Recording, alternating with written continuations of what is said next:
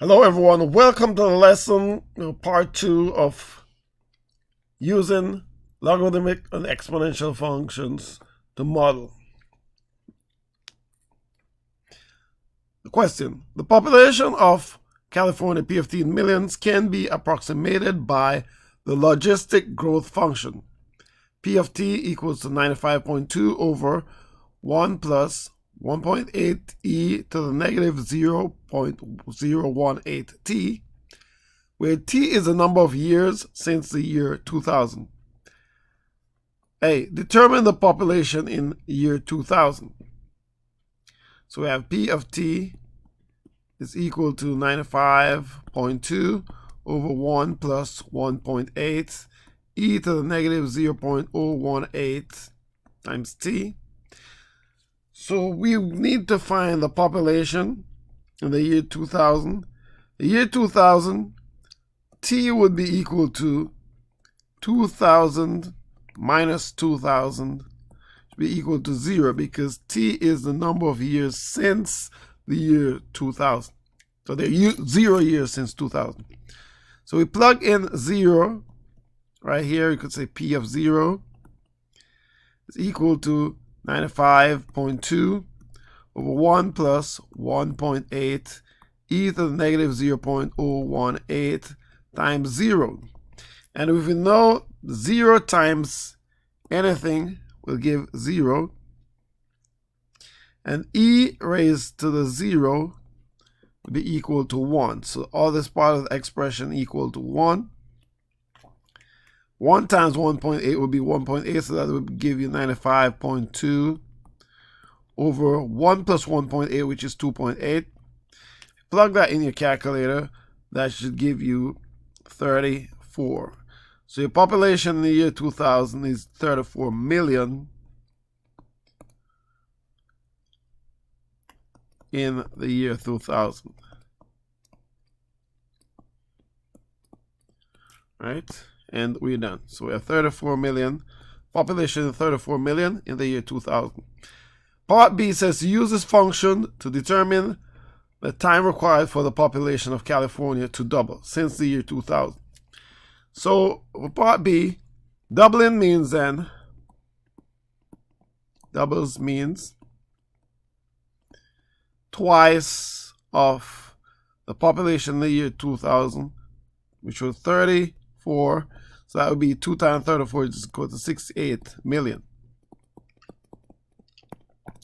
So we plug in this 68 million as our population figure, equals 95.2 over 1 plus 1.8 e to the negative 0.018 t.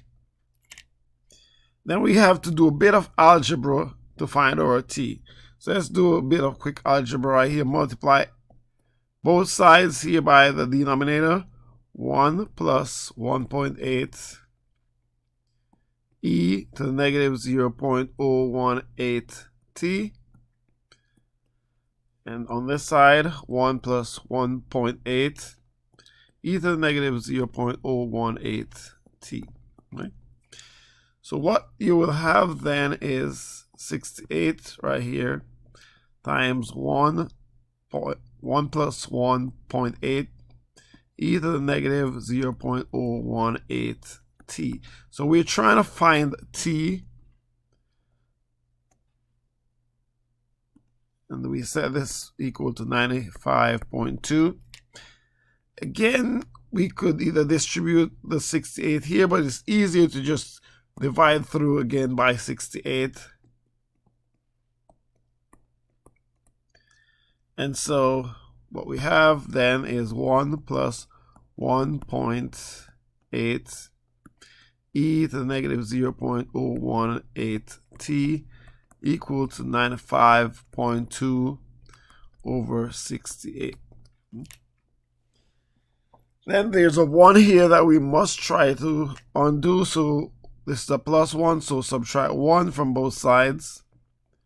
And so what you have left is 1.8 e to the negative 0.018 t equals 95.2 over 68 minus 1. If you put that in your calculator, that will give you 0.4. That should give you 0.4. So let's take the ln of both sides and see what happens. So now before we do that, divide both sides by 1.8. So first divide by 1.8.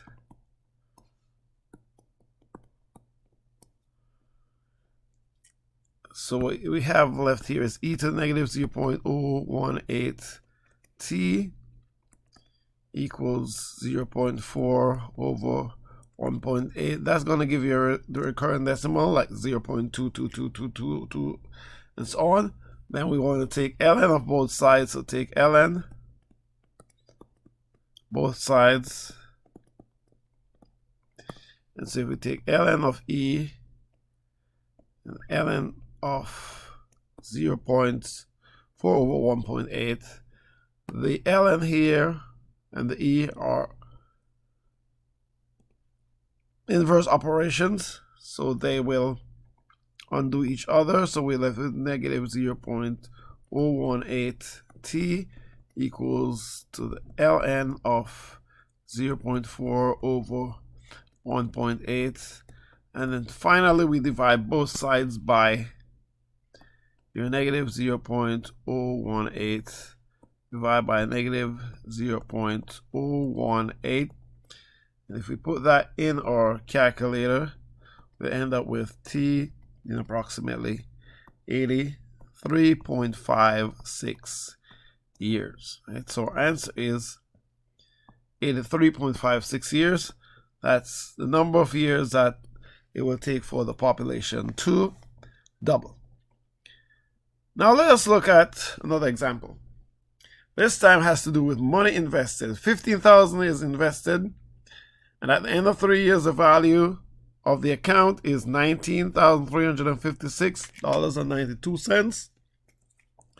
Use the model A is equal to P E to the RT to determine the average rate of the return. So basically right here, we're trying to find R. So we want to find R is equal to what? Okay, let's see if we can find the other parts to put in. 15,000 is invested, so P is equal to 15,000. End of 3 years, so T equals 3. The result is 19,356, so A equal to 19,356.92. We plug these into our equation and then try to find R. So 19,356.92, that is our A, be equal to 15,000, which is our P. E is just E raised to the R, we don't know, times T, which is 3 years, right? So R3 or 3R. Then we want to get to R. So first we want to divide both sides by 15,000. Divide by 15,000. Then what we have left is 19,356.92 over 15,000 is equal to E to the 3R. R3 is the same as 3R. R times 3 is the same as 3 times R. Now, because this is an exponential function, to undo the exponential, we take logs. So take ln both sides. So what you have is ln of 19,356.92 over 15,000 equal to the ln of E, the 3R. ln and E are inverse operations, so they undo each other. So what we have is 3R equals ln of 19,356.92 over 15,000. And finally, in order to get rid of the 3, because we're 3 times r, what we do is that we divide both sides by 3, divide by 3, and so r would be equal to ln of 19,356.92 over 15,000, all divided by 3. So that is our r. Now, I want to express that as a decimal. So in your calculator, you plug that in, and that would be about 0.085 as a decimal, or as a percent, it would be 8.5%. So that is your answer. So that is your average rate of return for the amount of money that you put in the bank. 15,000, and you will get 19,356.92 after 3 years. Okay, let's look at another example. This problem is a half-life problem. It says carbon-14 has a half-life of 5,370 years. Right, I'm modeling the form Q of T. Q of T is equal to Q naught e to the negative KT. That represents the amount of QT remaining after T years if no additional carbon is ingested. Okay, so it says half-life is 5730. So I'm going to use that as our T. So T is equal to 5730. Okay. And if it is a half-life, then we know that the amount remaining will be half of the amount that started. So Q of T will be equal to 1/2 Q naught. So let's plug those in and see what we end up with. So 1/2 Q naught is equal to Q naught e to the negative K times 5730. Okay? Now, if we divide through both sides by Q naught,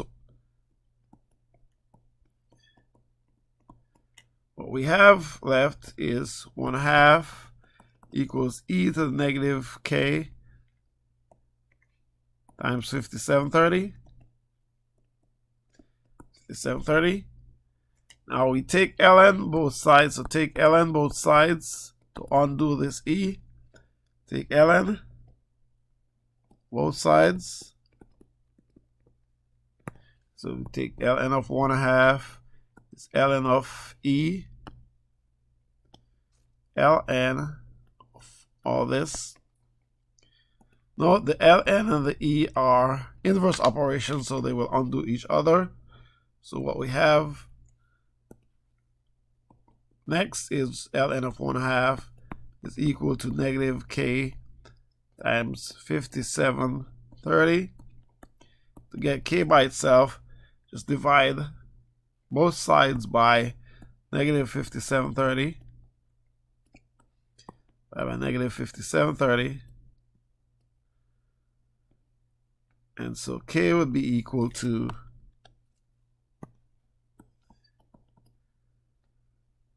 ln of 1/2 over negative 5730. That'll be approximately 0.000121. So that's our K. Now, part B, an archaeologist finds human remains, 76.6% of carbon-14 cylinder bone. How old is